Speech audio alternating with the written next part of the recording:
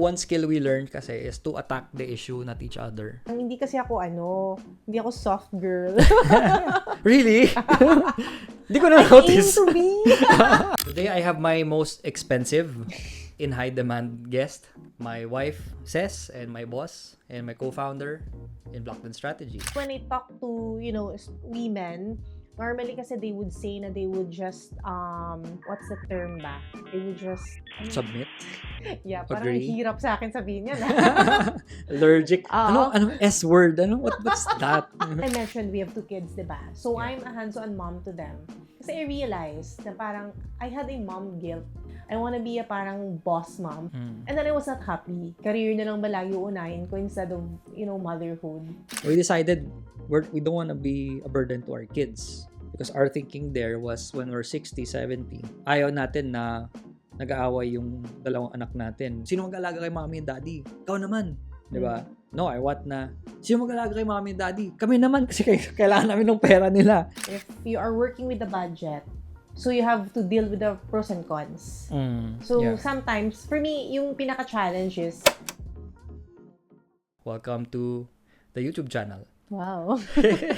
Thank you for the warm welcome.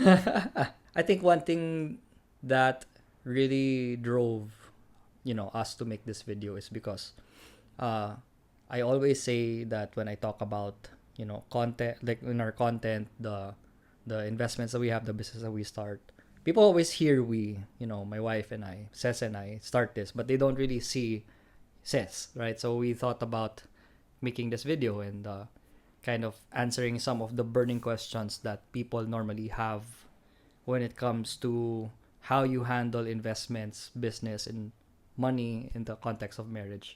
So before we dive in, maybe for those who might not know you, which probably is a lot of people, this is the first time that they're seeing you. Who is Ces Mabilog and what do you currently do? Hi everyone, so my name is Ces. I'm a wife to Patrick. We have 2 daughters and I am his co-founder at Blockton Strategy. So aside from that, I also do run other businesses. So we have an Airbnb in Iloilo and a rental house. So that's what I do also during my free time. Yeah. One question that people always ask me is, when we first got married, what was it really like when we started? And I think people want to hear it straight from you. What was that like, being a newlywed couple who had no idea what they were doing? I think the best, actually the best song that gonna describe us is the young, but we're not dumb, but we're broke. So we were young Yeah. and broke when we started. I mean, we got married at 22, so Yeah. I mean, what do you expect? We were just starting our career that time. Ikaw, you were doing freelance work that time already. I know, you were still with Fuel. Yeah, I was working in a startup. But yeah, eventually, very, very, very soon after we got married, started freelancing. That's right. Yeah, ako naman, I was just starting my career in the corporate. So, alam mo, entry level. Right. You want to say what company that was? Wag na. Wag I love that company. I mean, they really helped me shape who I am today. Right. Yeah. I think that when people look at us, it's, they see where we are now, and we always try to make it a point, especially when we're talking to younger people, no? To help them understand that we started with practically nothing. Yeah. Not because we want to kind of highlight, the poverty and all of that. But not naman the rags to riches talaga. I Right, mean, we yeah. came from a middle-class family, pero we started, our own culture. Yeah. I mean, how do you describe that ba? Parang we didn't rely on our parents. Yeah. And that's how it's supposed to be. I mean, Live and cleave. yeah, live and cleave. People think that that's a very religious concept. In some, of course, yes, it is. But it's also a very practical concept because it really helped us to build, like what you said, build our own culture, decide what money would look like. Yeah. We both came from very different backgrounds. The way that you and your family, your parents, the way that you handled finances was very different from the way that my parents handled finances. Not right and wrong, but very different. Exactly. Yeah, but when you get married, you can't bring one Your culture. Yeah, one it can't be na parang 'di ba usually yung kasi ito yung ginagawa namin before. Nakasanayan. Right, oo. But, when you build your own culture, parang mas may ownership, di ba? Yeah, Yeah. true. And I think, looking back, I think I'm thankful that we did. Mm. Because if we inherit the culture from, our parents, Yeah. and then sa atin, sa household, I mean, it's going to be, I don't know, chaotic. Yeah, it's a recipe for disaster. Exactly. Yeah, because of on the practical side, ang hirap kaya na it's hard to meet in the middle I agree. sometimes, 'di ba? Especially pag ganun yung mentality na, "Hindi, ganito sa amin before. No, no, no. Sa inyo 'yan." Pero that's on the practical side. How do you bring those two together versus just starting from scratch and saying, "Let's Yeah. build." And I just want to share this story. Before kasi when we started, we were young, 22 years old, and we had Alexa at that time also. Yeah. So ako kasi nakasanayan ko na every time I want something, I would just ask it from my parents or from Lola. Yeah, of course. So there, I mean, as you all know, or maybe you don't know, mahilig ako sa bags. So that time, I was Specifically, yung bags na mura yun. murahin. Medyo Yeah, but at that time, I was Yeah. eyeing a specific bag. Mhm. And I know we couldn't afford it. I mean, we couldn't afford it. Mhm. So what I did, tinawagan ko si Lola. Sabi ko, I really want this bag. Mhm. And then, secretly, she gave me money. And then I bought the bag. Yeah. 'Di ba? Parang na-shock ka na the bag was already there. And then you asked me where I got the money from. And then, I was honest naman, it was from Lola. Tapos, nag-away tayo. And then, sabi mo, pero for me, it was lesson learned na it's not okay for guys na, yun, I don't know with other guys, pero for you, it was not okay that I ask from my parents or from Lola behind your back. Yeah, yeah. I wouldn't say behind your back, no. But, I mean, I think that kind of opens up two very important lessons. Number one, the importance of transparency when it comes to money. Yes. And we hear these horror stories all the time of couples fighting over decisions that were made na hindi kinoconsult yung partner. Spouse, yeah. Yeah, like especially people who have spouses na nasa abroad. Yeah, oo. Kasi they can't see the day-to-day eh. Right. And then nagpapadala yung nasa abroad, whether the husband or wife. And then biglang all of a sudden magsasabi na, uy, ubos na. Uy, saan napunta? I mean, even yung mga nag-office, kasi di ba, you're not there like the whole day with each other. Right. Yeah. So, transparency is one. But Okay. secondly, it's also relying on one another, I think. Yeah. Diba? Kasi one of the things that really I've kind of learned over the years, no, is that a marriage is really a partnership. And in the same way that a business, when you have two business partners, we'll get into the business side a little bit. If you have a business partnership, a partner cannot go to another person and say, hey, can you bring in money here without first consulting the Consulting business the partner. Yeah, exactly. Or even spending the money when making big purchases in a business. And so the reason why is because you want to kind of have this trust-based Yep. na relationship talaga. Na it's not someone going behind their back. I mean, you don't have to tiptoe around what you're spending on, what you're buying. More specifically, like, sige, let's get into specifics, no? And I'm sure for the people who are watching this, they're probably asking on the budget side. So what does the dynamic look like for us? And how do you currently carry out your role in our dynamic? In our budget. Yeah. Like household budget. Right, yeah. Yeah, so what we do, no, so we discuss, the way I look at it kasi, there's two kinds of parang, what they call this, category in the budget. So there's needs, and then there's wants. So what we do, we discuss the needs muna, like, the houses that we pay for. So we have multiple properties, so may mga amortizations yan sila. The car, tuition ng kids, the utilities, Groceries, yeah, the Yeah. food, ano pa ba yung ibang natin? Basta That's lahat, pretty much, yeah. Including our insurances. So lahat yan, nakalagay yan. We have a Notion board where we Yeah. where we put the budget there. I mean, transparent yan lahat. And then there's also for once, like we have a shopping budget, 'di ba? So we agreed on a certain amount, how much we're going to spend for those items sa list. And then, I am the one na nagbabayad niyan every month. I mean, when I say I am the one, ako na yung nagtatransact. Yeah, correct. Oo. Because I'm handling the household. Yeah, the day-to-day. Yeah, the day-to-day. Right. Yeah, so I make sure na at the end of the month, lahat ng expenses natin ay bayad. And Yeah. then, you as well, you can see it there. Kasi even resibo, naka-attach yan doon. Screenshot of the payment. Yeah, so that's how transparency looks like for us. Yeah. And another thing that we did this year was a big hack for us. Not too early on, yung middle of the what's Ay, yung jar ba transpired. yan? Yeah. The travel fund. Ay, yeah. Right. We decided, diba, na one time we were talking, like, what if we actually, instead of taking money out of the bigger pie of our household budget and saying, oy, sige, let's travel, and then we're taking Oo, it out dun of. kinukuha.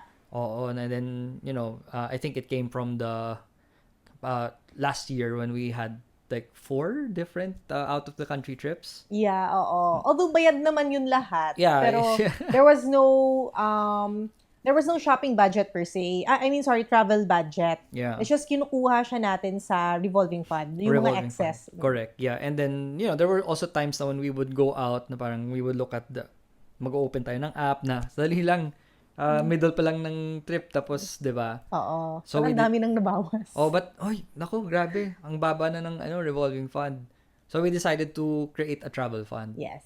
And we decided to come up with a percentage, 10%, and said all of the income that comes in, automatically we transfer 10% of that into that revolving, It's a travel fund. Travel fund. It's a separate account that we Yeah. put the money there. Correct. Oh, and I think that the hack there was that we realized that kasi we went on a trip recently to Boracay, Yeah. and we came out of that trip the last day or last 2 days, I think. We had money left pa. Correct. And our rule there is kailangan ubos yan. Kasi Oo, gusto ko yung rule na yan, yung kailangan ubos. Correct, yeah. Kasi you have to also, the reason why we also, and reason why I agree to that is because I believe that money really has to play a purpose, no? May Yes. purpose yan eh. Yeah, I mean, that money naman is not for emergency na parang, okay, titipirin natin kasi baka kailangan natin later on. Right. I mean, we already set aside money for emergency. We also had insurances. Yeah. We also have investments. Right. So right. that one is really a play money. Correct. Separate yan, Separate yan from everything. So it's really Yeah. just for travel talaga yung purpose nun. And so because we were at the end of the trip and I think we had like a big amount left, Yeah. we decided, let's book a really nice hotel. Yeah. And we just looked at each other and said, why not? Because travel fund, sobra, we can pay it off in full. No guilt. I think that's the most important Wala thing, ring no? guilt sa akin. Oo. Pero, di ba, like, I think when people think about that, no? And we always share that also with some of our friends, some of the Yeah. people who come to us for advice. And that's always such a game changer for them. Oh nga, no, hindi ko naisip yun na parang may separate fund siya. It's just a Yeah. simple idea. But Kasi, yeah, sorry. go ahead, yeah. Yeah, kasi normally when I talk to, some friends, like when I mention, okay, we check into this hotel, usually they would say, that's so expensive. That hotel is so expensive. And then, pero ako naman kasi, I normally don't discuss, like you, I don't openly discuss, budget, money. So normally, parang di ko din na-share sa kanila yung travel fund. So I think this vlog is a good, Yeah, right. Oh, hindi mo kasi na-share kasi hindi ka mayabang katulad ko. Yeah, I just want to stay low-key. Marami kasing mga couples, no, when it comes to investments. Medyo iba-iba yung dynamics. And, in the YouTube comments, I get this question a lot. How did you convince your wife na mag-invest kayo? Kasi I think that when it comes to investing, no, one of the spouses, one of the partners is normally the more conservative one, and medyo they're kind of afraid of investing. And when we started, it was me a little bit who was on the more aggressive side, and you were the one who was on the more conservative, safer side. Kind of walk us through the process of how I convinced you to start investing. When was the first time ba? I think, I remember when we were still in Iloilo. Yeah, Iloilo I pa think tayo. the first time was when we opened Call Financial. Financial. Right. Yeah, I remember that day. We were doing the Yeah. paperworks. Right, 2016 or 17. Yeah, pero that time kasi, pakonti-konti lang. So, Yeah. that money that we invested, Mm. do we still invest to ba in call? Do we Not still put in anymore. money? Oh, yeah. Parang, it won't hurt us. Parang yun yung, kasi we set aside a budget na yun yung isa-set aside for investment. So, it was not hurting our budget. Maybe that's the reason why na parang, I mean, ang pangit naman pakinggan, no, parang, okay, I don't care pag mawala yan. I mean, it's not affecting our budget. It's money you can lose. Yes, exactly. Because from the beginning, yan naman talaga yung mentality natin when it comes to investing eh. Yeah. It's money Yeah. you can afford to lose. It's money you can afford to lose. Pero pag nag-gain siya, eh di, Yeah. wow. Yeah. So when you started when I opened the Call Financial, because I was the one who opened it, diba? And I started putting in 5,000 a month. Yeah, that was just Yeah. 5,000 for ilang years yun? About mga 2 years. Yeah. More or less. And then I was trading a little bit. Swing trading, meaning hindi yung everyday ako nakatutok, pero pag umabot siya ng 10%, I would sell and then I look for another stock. When I was doing that, was there ever a time na you were a bit anxious of what Parang the hindi. Hindi. Okay. Yeah. Why is that? Kasi I know, I mean, I trust you na parang hindi ka naman reckless eh. I think the only time na parang I was not convinced talaga was crypto. I mean, I've been honest with you about that. Yeah. And I lost money. exactly. Yeah. So lesson number 1, listen to your wife. Exactly, that crypto. Yeah. My gut feeling tells me talaga na parang But I made some money on the other you trades. did naman. Yeah. Oo. Pero Oo. parang hindi kasi siya pang long term. No, it's not. Yeah. Panglaro lang talaga siya. I think I started with 20. Pag-exit natin, nasa 40-ish Dapat siya. kinuha ko yun sa shopping budget mo eh. Parang play money yun eh. Yeah, panglaro lang yan. Parang gambling. No, but sige, we'll talk about the crypto a little bit, no. I think probably out of what people are asking about that already. But sige, kasi you mentioned that you trust me. So, I think there's the number one thing there is make sure that when whoever starts to invest really takes the time to study first. Diba? So, Yes. when I started investing in stock market, I was spending months, if not probably a year, just talking to people who were seasoned investors. I was talking to some of our friends who were investing in stocks. I was listening to Marvin Germo, who's someone who is very, very, very seasoned. I watched every single video that I could that he would put out for months just to understand what it looked like, no. And it's upon the person who handles it, especially in the beginning, no, kasi like with us it was mostly me like managing it. So you were managing the day to day, I was managing the investments, but I really had to study first. I had to show you na parang I know what I'm doing. Yes, I'm gonna lose money here and there, but okay lang ba if we start putting aside this amount of money? So we mentioned nga na parang 5,000. Yeah. Because that was that time, I think that was about 10% of our monthly budget, or a little bit close to 10%, because we were making a lot of money at that time. Oo. I mean, 5,000 is it was not hurting us, pero parang sayang naman kasi that time yung 5,000 na yun eh. I mean, we can still spend it somewhere, pero we Correct. chose to start investing. Yeah, I think what assured me was you were transparent with me also kung saan nilalagay yung pera, like what kind of stocks yung bibilhin, mga ganon. Yeah. Yan yung, I think it really helped me na pinapakita mo. Yep. I mean, even if I don't understand, I mean, I know those stocks, pero the technicalities, I do not understand eh. Yeah. Yung tinitignan ko lang talaga how much na yung yung loss and gain. Yan lang talaga yung tinitignan ko that time. Yeah. There were some losses here and there. Yeah. But I know na normal naman talaga yun. right, oh. And syempre, also when you see a loss kasi I guess when people say that, don't invest money that you're willing to lose, especially when it comes to investing in assets like stocks, funds and all of that. It's not a loss until you sell it. No. Yes. So Correct. it's a paper loss. And so I think the time that really comes to mind for me with that was when the pandemic hit, diba? And I kind of already told you that the market's gonna go down. Do you want to see how much we lost money? I think at the lowest point of the ECQ lockdowns, we lost like 50% of our investments. Sa call Financial. Pero we gained something. What did we mutual gain? funds. We Oh, opened right, a mutual yeah. funds in Sun Life. Yeah, oo. And that's another thing also. Kasi buti na lang that time. Nag-diversify tayo eh. Yeah, exactly. Nag-diversify na tayo. But that loss, kumbaga, kasi I think it was also helpful that we spent 4 years kind of practicing already. Yeah. But I can't remember, nag-withdraw ba tayo ever No. sa call? No, we decided na let's just hold. Kasi magba-bounce back naman yan. Yeah. And I think that's also very important for investors, especially couple investors, na try to avoid the panic as much as possible. Kasi dalawa lang naman yung kalaban mo when it comes to investing. It's greed and panic.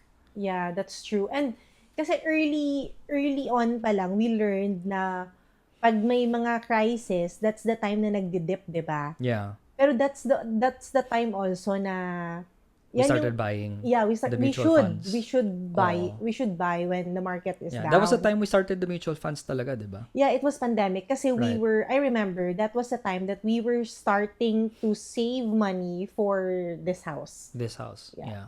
This house. This is one of our houses. We'll get into the properties a little bit. But, yeah.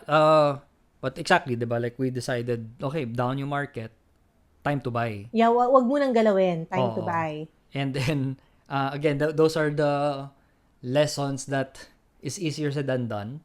But if you practice the don't panic, don't put emotions into the losing money.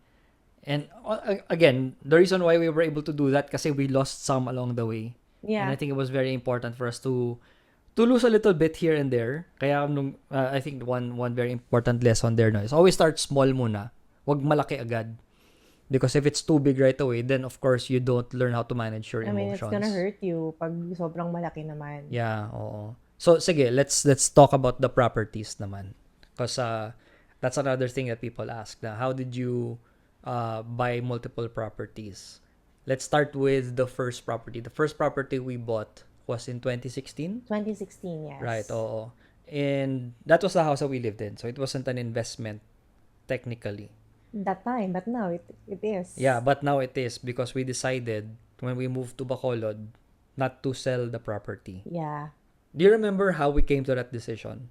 Yes, I remember that vividly. Kasi when we moved, it was 2019, we moved to Bacolod.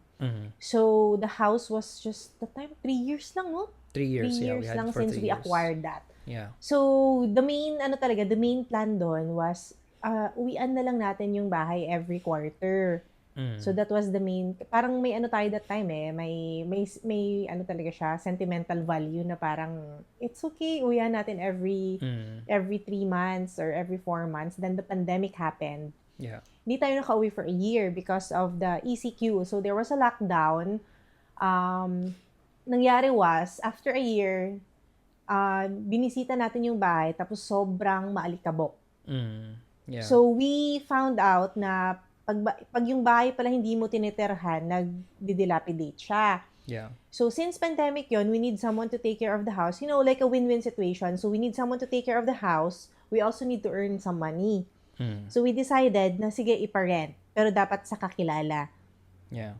So, we had it rented. That time, sobrang talaga, parang sobrang baba nung rent. Yeah. Because we Ah, only rented out part of the house. yeah, it's just Yeah. the room, the kitchen, yung common area lang. Mm. And then we locked the master's bedroom.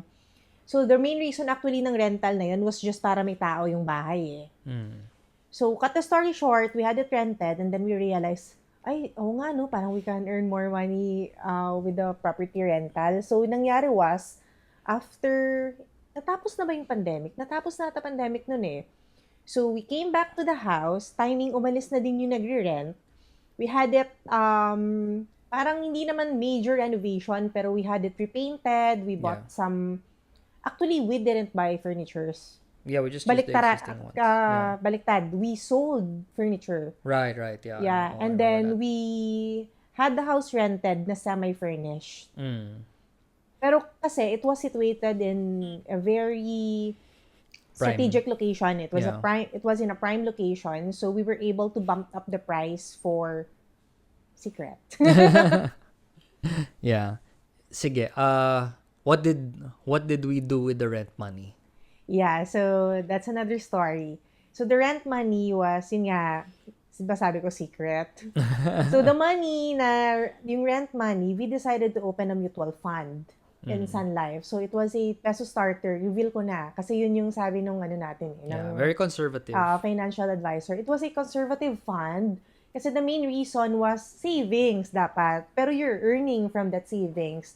Yeah. So the rent money goes to that fund for like 2 years siguro, no? Yeah. Yeah, 2 years. And then that time, we were already eyeing to buy a new property. Actually, we're gonna construct a new property. Yeah, Build. the specific thing that happened there, I remember it so well because I was in a Zoom call with Chinky, who's also Chinky and Novi are Dear friends. and probably the most influential mentors for us. We were on a Zoom call and biglang nagsabi si Chinky, bro, stay ka muna. And then sabi, okay. So akala ko mag-usap kami ng something work related. And then biglang after nung umalis yung lahat ng mga kasama namin sa meeting, bigla niya sabi, oh bro, kamusta? Kano yung pera mo sa bangko? Sabi, oh, okay. So I told him how much we had that time. Sabi niya sa akin, magkano ba yung kailangan nyo ng emergency fund? Na 6 months or 12 months. I think 12 months that time kasi pandemic. So you mentioned an amount. Pre-post. Yeah, so I told him na we only need this much. So sabi niya may sobra kayo. Masyadong malaki yan. Bumili na kayo ng property. So that was the time na we said, okay, I think it's about time that we have consider that we can be multiple property owners. Oo nga eh, di ba? Yeah. He opened that idea. Oo, because like for us, it was like, may bahay na tayo. Oo, We can just rent, di ba? Kasi we living in a different place. We're not really sure if we're gonna stay here forever. But he said, no, but ka, no, what's wrong with having multiple properties, di ba? Oo, kasi dati parang box lang tayo na, okay, may bahay ka na, okay na yan. Yeah. So I think the important lesson there is, number 1 is you have a mentor. And number 2, when the mentor tells you something, it feels uncomfortable and out of, it's never thought about it before. Yeah. Wag mo i-shoot down agad. Kasi we could have gone and said, sobrang Oo, wag na. parang crazy naman tong si Chinky, like, 'di ba? Actually, yeah, I'm thankful for that na alam mo yun, mga fresh perspective. Kasi kung tayo lang nun, pag let's say for example, walang mentor, hindi yan may isip yun eh. Yeah, we were clueless. We were young, little bit dumb. I that's the one thing that we don't agree. I was a bit dumb and we were broke. 'Di ba? For that time, hindi na tayo broke.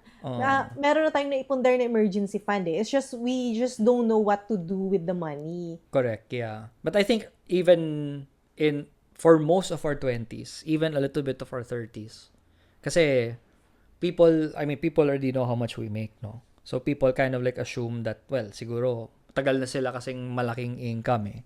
But no, Di like, nga eh. oh, right, exactly. Because like, even into our like, siguro at 31, 32, we could barely even hit 6 figures every month, diba? Yeah. But the little that we were, when I say little, I mean compared to now, we were still like, we were very transparent. Every single time that money would come in, we would have our staff meeting, our finance budget hearing, no, here at home, and sometimes it would even get a bit passionate. But no, because if you don't do that, then that's where the money leaks start. Eh. Oo, pag yung isa, for example, hindi ka naman talaga agree, pero sabihin mo nilang oo.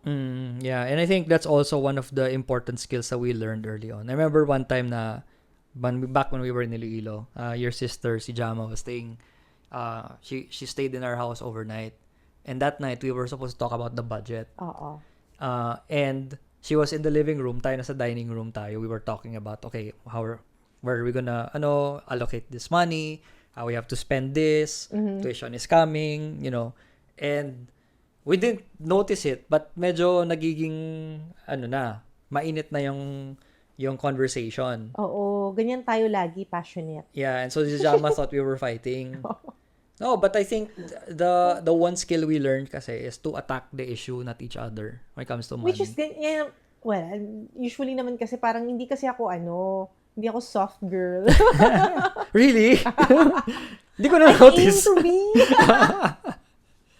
Oh, yeah, but diba? I mean, like, if you can get over because again, I mean, like, it's easier said than done, but when money becomes emotional kasi, ang hirap na, it's so hard to make decisions. Yeah, true. So, it's, paano ba? Developing thick skin? Or, like, no, I think it's just, for me, it's just open communication. Right, oh. And just understanding na whatever's being said, hindi Yeah. naman talaga kailangan attack yan lagi, di ba? And you can be honest. Like ako, for example, honest ako, I need a shopping budget.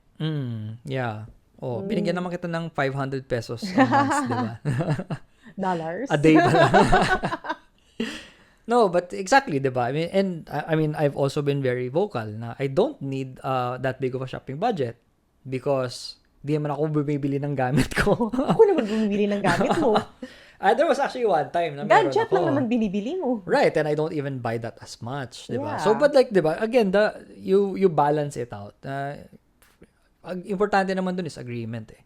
There was a time you said like get a shopping budget, and I didn't know what to do with it, 'di ba? Nung nag-start ako ng coaching na nagsabi tayo na yung coaching income nun, okay, budget mo na yan. Play money mo yan. I just ended up buying more stocks. Actually, ganyan din ako, 'di ba? Sabi mo yung Airbnb income, play money ko yan. Pero yung mga binibili ko naman couch, mga ganyan. Yeah, that's true. Well, again, but the thing is, may agreement kasi, 'di ba? Yeah. And you create a system. And then you stick with that system. So like for example, we were having a conversation about this before recording, no, na like you're shopping, sometimes you're shopping, I really have no idea what you're buying anymore. Yeah. But that's fine because we already decided on a budget, and your goal is okay, kung medyo malaki yung kailangan mong bilhin, pag-iipunan ko yan, yung shopping budget, I will build over time. Basta again, the same thing with the travel. Basta hindi ka kukuha dun sa fund na for the needs. Yeah, oo, exactly. And then you manage it on your own. And then nakikita ko naman yung shopping mo. Nakikita mo naman kasi 'di ba? Dumadating na. Deliver na. Uy, ano yan? Bago yan ah. Okay, so 'di ba? I mean, sige. Anong laman yan? Hindi ko alam. But going back to the investing, no. So I think that whether it's investing or spending or anything really, there really has to be an agreement. That's the first thing. Then we started investing a little bit into crypto and learned our lesson. It's not for us. But also, I think the beautiful thing about crypto was we started to see the more aggressive kind of investments. That's what opened us up to the idea of investing in the global markets. Yeah, the Singapore. We started last year. Tama ba? Yes, last year. Yeah, last year. Summer last year. Oo. And that was through our wealth manager, si Rico Desengano. Shout out, Mr. Global Pinoy. Diba? Yeah. But, sige, kwento mo kung on from your perspective, like, what was your experience there? What was going through your mind when we were making that big leap? I remember kasi, Rico was introduced to us hindi last year parang 2 years. Yeah, way before. Yeah, 2 years ago. Was that 2 years ago? No, it was before kasi we were still renting. We didn't have this house yet. Oh, so pandemic yun. Oh, pandemic. We were yeah, still yeah. renting. Correct. So, Rico was introduced to us by someone na kasama natin sa client before. Mm. Client natin before. Mm. So, at that time, hindi pa siya sa ano, no? He wasn't a wealth manager. He was still a Tide We're not allowed advisor. to. That time kasi, Rico was not with SG Alliance pa, di ba? Yeah. So, yung in-offer niya sa atin before was okay naman yon. Pero that time kasi, hindi pa natin siya kilala. Mm. So, Yeah. parang that time, parang hindi pa hinog yung ano, Yeah. yung Right. relationship. And Right. then, last year, he approached you, right? Yeah, he approached me because he wanted to hire us sa Block 10. Yeah, okay. He Yeah. wanted to get our services sa Block 10. Right. Tama. Oh. Yeah, so what happened was, that time, ano na siya, wealth manager, and then he proposed, again, We said, the way I remember it, and correct me if I'm wrong, yung simula, when he inquired, I said, di naman tayo afford nito. Rico, No, but I think when we saw that, he started to explain already to us, because we already started asking, okay, so how are we gonna market you? Ano yung mga testimonials mo? yeah, Because we needed to market him on Correct, social media, on YouTube. And then, nung nakita natin yung results, sabi ko, wow, okay, ganito pala. and And- nag-background check naman tayo. Oh, nag-background check naman. Sinearch ko din sa Monetary Authority of Singapore kung totoo yung license number niya. Totoo naman. Strike to ka. And when we saw na, okay, legit to. Yeah. And we, I think it was you or me who asked na, pwede ba tayong mag-invest sa Singapore? I can't remember exactly how we got there na parang, pwede ba yung Pinoy mag-invest sa Singapore? Pinoy na hindi taga Singapore. Not Oo. residing in Singapore. Yeah. I can't remember how we got there, pero parang, He got invited to a podcast in the Philippines, and he was kind of like telling us na, oh, I'm gonna get invited to the Philippines. I was telling him, bro, Philippine podcast yan. So, Filipinos okay. yung manonood. Tama. In the Oo. Philippines. Hindi, How baka are you hindi going mo to sell pwede. your services to them? Parang Oo, ganun, and then he diba? said, hindi pwede bro. Pwede yung kahit saan. Na, as long as you can, you can send money to Singapore. Singapore is open to, non-residents. Non-residents. Yeah, I remember. Kasi that time, you brought me in na. Sabi mo, let's have a Zoom meeting with Rico and then he will present, yun na nga, yung Right. So, he started presenting mga, may confidentiality naman, di niya naman pinakita sa atin, pero pinakita niya na merong mga Pinoy na nag-i-invest sa Singapore na not residing there. Yeah. So, yeah. tayo naman parang, nakita natin yung mga returns di ba? Parang, yun yung parang, totoo ba to? So, we decided to fly to Singapore. Yeah, right. We flew in May. Na timing pa tayo ng 2025. kay Lady Gaga, remember? But also, it was the reason why we flew right away is because medyo tinimbrehan tayo ni Rico na there's gonna be a crash because of the tariff Trump. of Tariff. Trump. Yeah. The announcement. He said, the market's gonna go downwards a bit. Pasok tayo dito, perfect entry kayo. That's the term he used, perfect entry. Meaning that you can buy somewhere along the dip. And I think that's the beauty of having a wealth manager, no? For the longest time, it was just me trying to figure everything out. Now, you have someone else who can do the research for you. It's still important for you to have your initial knowledge kasi pag in-explain sa'yo tapos hindi mo naiintindihan, mahirap din, 'di ba? But at least in terms of the legwork, the research, checking the news, hindi na ikaw yung gagalaw ng Oo, lahat. siya na lahat. Magpe-present na lang siya na, okay, dito nilagay yung pera, eto yung company na maghahawak ng pera, Yeah. and everything. Tapos, I think the beauty also, when we went there to Singapore is, di ba, sinundo tayo ni Rico.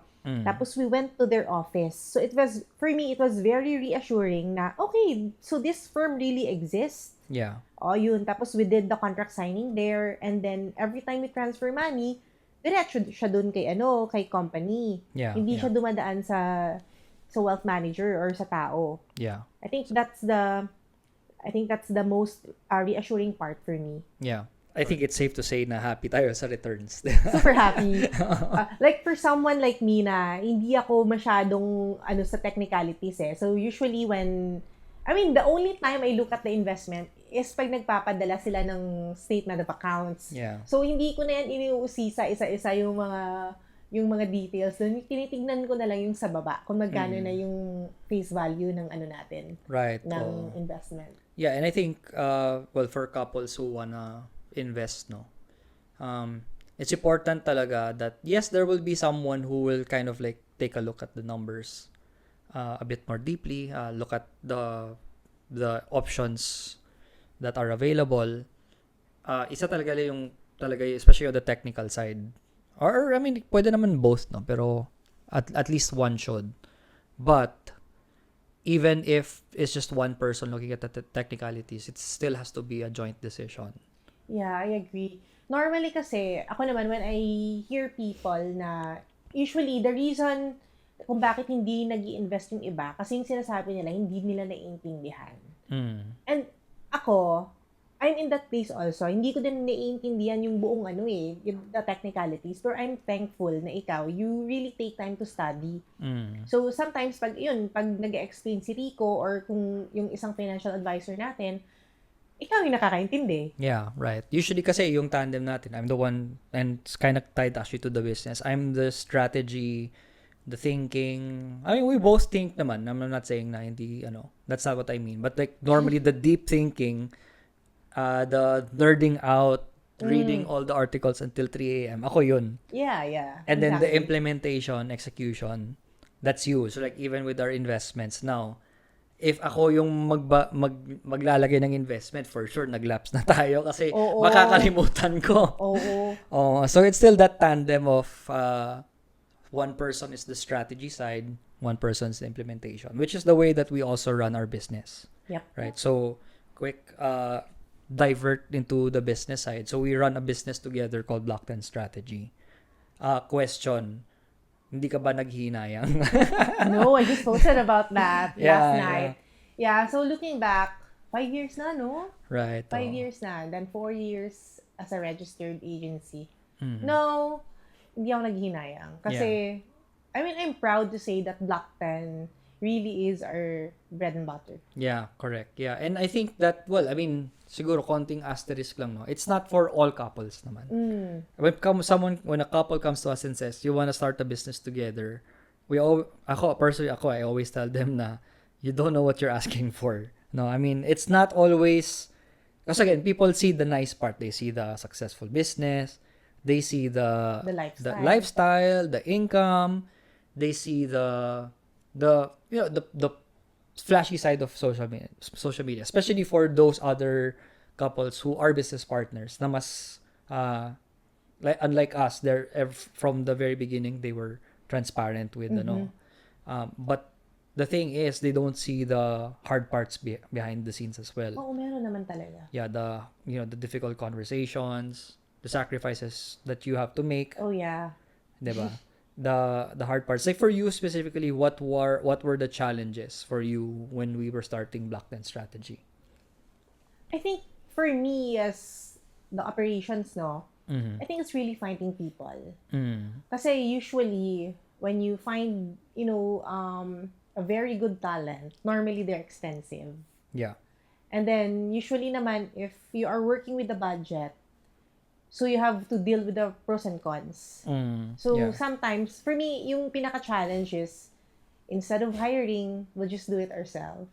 I think that's the most challenging. Pero now, I'm thankful that we have a very good team na sobrang reliable. Right. Yun yung challenge ko when we were starting. Yeah. Hindi ba challenge na nagko-close ako ng client tapos hindi mo alam? Challenge din yun. Kasi parang, kailangan pala natin ng video editor. So, maghahanap ako ng video editor. Usually kasi, for context for those watching, no, I'm sa amin dalawa ni Ces, ako yung move heaven and earth for the client. Diba? So, when the client comes and says, kailangan namin ng ganitong strategy or service. Ay, kaya namin yan. Oo. Tapos I tell you na, kailangan ng client natin ng ganito, and then you go and say na, wala tayong ganun. Nagsabi na ako na meron eh. So tayo maghahanap ng ganun. So ako yung bad cop. Operations na yan, di ba? Sa'yo na yan. Ako Good nag-close. cop, bad cop. Yan lagi. Yeah, but when we started Block 10 Strategy, It was just the two of us, diba? And I think the first hire we had was 2021. When we started, Yeah. 2021, kasi yung, I remember last night, the Recibo started 2022 eh. Correct. So, 2021, when we started, tayo lang talaga. So, what we did, we merged clients. Kaya, wait, segue lang. Usually kasi, pag merong mga posts na sa social media na, can you start a business with zero capital? Ako talaga, sasabihin ko yes. Kasi Yeah. tayo zero capital eh. Right. We Yeah. already had our client base and then nag-merge lang tayo. So yeah, going back to the question, it was just the two of us and then we hired a VA. So naging tatlo tayo Yeah. until na dumami na. Super part-time pa yun. Oh, super part-time yun kasi we cannot afford a full-time that time. We Right. birthed Black 10 during the pandemic. Yeah, and then, but the first hire that we had, I remember that time we had just hit 6 figures. Nag 100K-ish na tayo, a little bit more. And we were gonna sacrifice, I think, like, not so much, baka mga 5-10% of that. 10% of that to hire super part-time VA na parang 5 hours a week lang.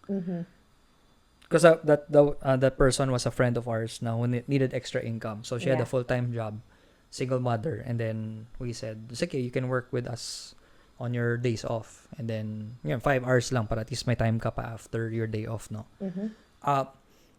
But that was the tipping point for the business. Kasi like within just a matter of months, we went from 100 to 250. And then we went to 350. To half M. To half M, and then at its peak To we were Until we hit the 7 figure. and then we hit 7 figures, and the rest is history, diba? So if there was one thing that you wish you did differently, if you had to start all over again, what would you have done differently with Black 10 strategy? Parang wala. Find a different partner. Parang hindi din kasi I'm not a team player. Yeah. Parang tayo lang talaga yung nag-work together, you know? Yeah. Kasi, I remember, ang dami din nag-try na, pumasok as partner. Pero parang, I wouldn't say na parang hindi qualified. Kasi, qualified naman talaga. Pero there was no synergy. Yeah, chemistry. Kaya, chemistry. Yun. Yeah, synergy chemistry. Yeah. Sige. I'm sure that people are curious, no? Kasi I've mentioned this many times already in the podcast that you only work a 3-day work week. Yeah. Pinagsasabi mo. Of course, yeah. I remember the first time you told me I want a 3-day work week. I was telling you, you're crazy. Hindi pwede yan. Business owners tayo. Yeah. But you did it. What convinced you na kayang mag 3-day work week yung negosyante? Funny. I can't remember how it started. Okay. Pero I just woke up one day and then I decided I need to work 3-day work week lang. Because, well, I mentioned we have 2 kids, diba? So, Yeah. I'm a hands-on mom to them. Kasi I realized na parang, I had a mom guilt. I told you that. Yeah. I had the mom guilt na parang, ever since kasi I was single, parang go-getter ako. I really want, nung corporate pa, I want to climb the corporate ladder. Tapos nung naging negosyante, I want to be a parang boss mom, parang ganon. And then I was not happy. And then I had the mom guilt na parang, ano ba, career na lang ba lagi unahin ko instead of, motherhood. So it's just one day I decided na I want to be a hands-on mom. So I started a 3-day work week. Yeah. Monday, Tuesday, Friday. Yeah. So it's strategic. So I chose Monday, Tuesday, Friday kasi Monday sa beginning of the week. So alam ko ang daming kailangan gawin on a Monday. Yeah. So ginagawa ko, tinatapos ko yung lahat on Monday. Whatever I cannot finish, it will fall on Tuesday. And then sure na yan, matatapos ko. The Wednesday, the Thursday are untouchable kasi that's the day that I'm gonna do also errand for the house. So that's the time we do groceries. Yeah. That's the time that we send Sam to therapy. Yeah. And a lot more. Pag may mga kailangan na need mga bank errand, dyan yan, lalagay yan sa Wednesday, Thursday. And then Friday, normally, I don't have work on a Friday. It's just na nilaan ko siya to be a work day para ma-program ko yung mind ko na in case na may kailangan tapusin before the weekend, Yeah. dyan ko siya ilalagay sa Friday. So technically, you have a 2-day work week. 2-ish Yeah, it is. Pero I have to program my mind na sometimes I need to work on Fridays. on Friday. Yeah. And I think that was also an eye-opener for me because when you decided to do a 3-day work week, that was also the time I was working with SaaSmates, one of our clients, diba? Where the founders, they introduced to us the idea of a lifestyle business. Yeah. And then we were talking about it. What if we could actually like kind of follow Nathan and Thomas where they have time for like for Nathan because he's a family man, he has kids, he can take care of the kids. Thomas can he travels a lot with his partner. Or like these guys are making 6 figures in dollars every month. And they're just wearing shirt and shorts. Yeah, and then they're checking in. Like I remember we met them in Bangkok, Thailand. The first time we had like a meet up with them, they flew us there, and then we had like a strategic meetings and all of that. And they were checking into Intercontinental, into Sheraton. I was like, these guys they're Really effing doing rich. Yeah. But they don't look the part. Yeah. And that really exposed us to a different breed of entrepreneurs. And we said that's the kind of entrepreneur we want Exactly. to be. Yeah. And I think that's so counter to like people always ask us like, what do you do for a living? Yeah, I get that a lot. Yeah, and it boggles their mind.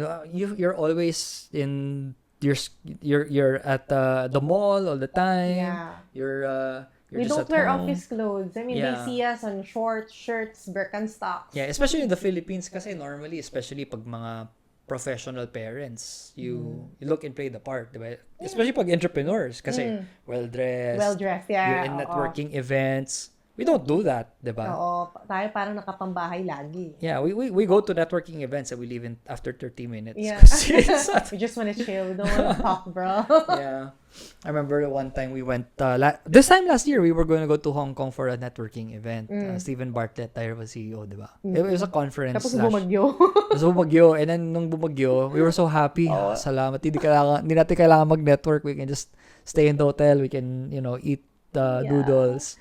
And eat Mexican food and beer. Right. Yeah. So, I mean, I think that speaks to the importance of also designing the life that you wanna Yeah, have. I think from the beginning kasi it was clear to us na we value family, di ba? Mm.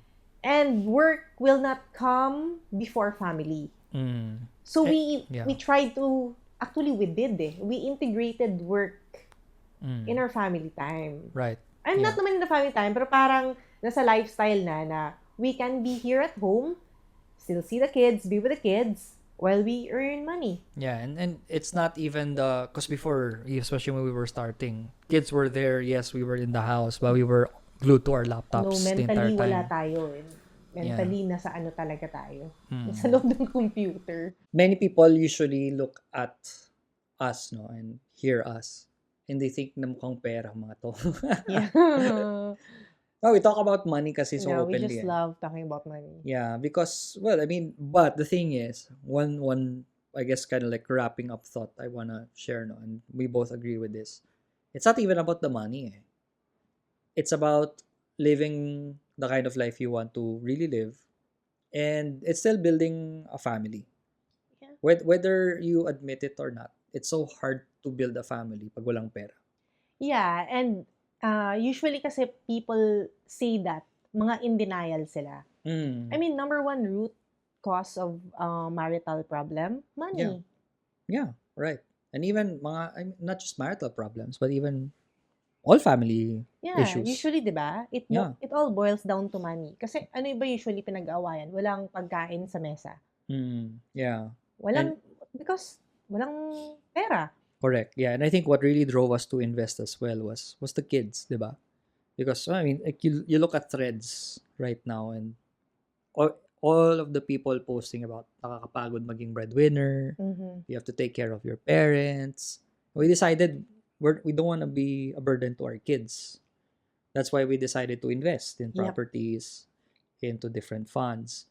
Because our thinking there was when we're 60, 70, ayaw natin na nag-aaway yung dalawang anak natin kasi Sino mag-aalaga? sino mag-alaga kay mommy and daddy? Ikaw naman, 'di ba? And no, I want na Sino mag-alaga kay mommy and daddy? Kami naman kasi kailangan namin ng pera nila. No, but I mean, kidding aside, we want to be a blessing to our kids. Yes, We of don't want to be a course. burden. And And- I don't want na parang may trauma sila na, okay, growing up wala kami nito, Yeah. hindi namin na-experience to kasi mahirap ang buhay. Right. I mean, I'm not leaning towards the negativity naman na, ay, ang pangit pag mahirap ka. Pero for us, I mean, ayaw natin ng ganyan for our kids. Correct. Yeah. And I mean, the only way that you can build a good financial life is to talk about money. Talk about money amongst each other as, husband and wife. Talk about money to your kids. And talk about money openly. I mean, that's the Yeah. reason why it's so comfortable for me to share my finances, our finances on social media, on YouTube, because we've been doing this for more than a decade. We talk about Yeah. money all the time. I mean, like, yeah, ako kanina kasi I mentioned I don't talk money to other people. And ako naman, I have that boundaries kasi na if pag di tayo close, yun. I think Yeah. that's the right word to say. Pag hindi ko masyadong ka-close kasi parang ayoko mag-share openly. Right, yeah. But I think that that's fine. I mean, but the thing is, especially for husband and wife in the family setting, there really has to be an open conversation about Yeah. money. Pero pag set up na ganito, like marriage, family, I Yeah. think you should openly talk about money. It's very important. It's so funny because when people see na marami tayong time, one thing is that we have so much time to just talk here in the house. And we just talk about money. Pag hindi money, negosyo. Negosyo, productive, productive Yeah. conversations. Konting chismis here and there. Oo. Yeah. But no, like we talk about how can we level up, 'di ba? Level Yeah. up the business, level up Growth. ourselves, Mm-mm. 'di ba? And if you have a partner that does that, growth is pretty I mean, like, I think it was si John Gokongwei who said that the most important financial decision that you will make is choosing the spouse you will marry. Yeah. I Yeah. saw that. Buti na lang yung naging husband mo mukhang pera. Ano daw kasi yan? Workshop. The husband works, the woman shops. Shops. Pwede. All right. Any parting ideas or lessons that you want to share with the viewers before we wrap up? I hate doing this. Ano ba? I think this is more for the wives na kasi when I talk to, women, normally kasi they would say na they would just what's the term ba? They would just Submit? Yeah, parang Agree? hirap sa akin sabihin yan. Allergic? Oo. Ano S word? What's that? Nawala sa vocabulary ko. Sorry. So yeah, that's the word na parang they just want to submit to the husbands. And husbands naman kasi usually, I mean, I'm not speaking for other wives' husbands, pero they don't consult the wives eh. Pero I just want to send this message to the women now. I mean, you can voice out your preferences. You can Yeah. also play a part even if wala kang work. I mean, for example, like me, Patrick does the strategic part, and then ako yung nagda-deposit. Ako yung gumagawa nung Yeah. legwork for our investments and Yeah. businesses. That's a very important lesson, no? So mga wives, especially those who are watching, no? Tag nyo na yan sa comment section yung mga asawa nyo. Sabi ni Ses, bigyan mo ako ng say. No, but also at the same time for the husbands and for men in general, whether you are a husband or you're planning to be a husband, or baka maybe you're in a relationship planning to get married, give your wife the chance, no, to kind of like also make decisions. I remember when I told you the first time na you're gonna handle the budget, you were scared out of Oo. your mind. Kasi baka i-shopping ko. No, but that's the thing. I mean, that was that had to happen. Kasi kung hindi mangyayari yun, then it's not going to be an equal partnership. Yeah, oo. I agree. Parang parang mawawalan na nung duty ko anong dapat gawin ng wife. So if a wife wants to start getting involved in the finances? What are like the 2 or 3 steps that you need to take the next couple of days? To get involved with the investment, Investment, finances, money in general. well, number one, yung wife should start making a system. Like for Mhm. example, tayo, we had Notion as our budget system. Right. It doesn't have to be Notion. I mean, pwede naman yan Oh, yeah, yeah. Google spreadsheet. Pwedeng notebook. Oo, Yeah. spreadsheet. Pwedeng Oo. notebook. Kung gusto mo talagang sumulat, pwedeng notebook. Tapos there are apps na din that you can download for budget. So I Mm. think number one is to have a system. Number two is you have to be knowledgeable as well. So, hindi Yeah. naman na sobrang lalim na the nerdy stuff that you do. Pero Mhm. like ako, for example, when you said na, okay, let's invest in Call Financial, I also had to do my part na I research Call Financial. Ano ba yan? Yung ginagawa sa Call Financial. What are the stocks that you can buy there? Yeah. And then, same with Sun Life Mutual Fund. Pag nagmi-meeting tayo with our financial advisor, Yeah. I am also there, di ba? Yeah. So, nakikinig din ako. Yeah. And then number 3 is to, for me, I think it's to really get involved with the decision making. Yes. Yeah. Very That's, important. Yeah, very important. Pero last. Yeah, you have to be in the meetings as well. Yeah, oo, the decision making. Right. Kasi usually yung sasabihin ng wife is, Ikaw na bahala. ikaw na bahala kasi hindi ko naman naiintindihan yan. Yeah. Pero hindi eh. When you get involved, it also gives the husband the assurance na, okay, tama nga yung ginagawa ko. Nag-agree si wife eh. Yeah. Galing. Great. Sige. No. Thank you so much for being here. Thank you for inviting me. All right. And for, pinilit mo ko eh.